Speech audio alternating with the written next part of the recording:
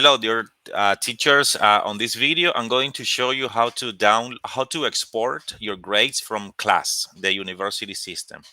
Once you are on your account, you choose the group that you want to export the grades from. I'm going to choose my group number 5, and then you click on this icon that it says exportar. You click one time, and then it will ask you to name the file and to choose the folder where it's going to be saved in, and then you click on guardar. And as you can see, it's now downloaded, and I'm going to open this one just for you to see it, and that's it. So you have here all the cuts and the final grades in a Microsoft Excel format. That's it.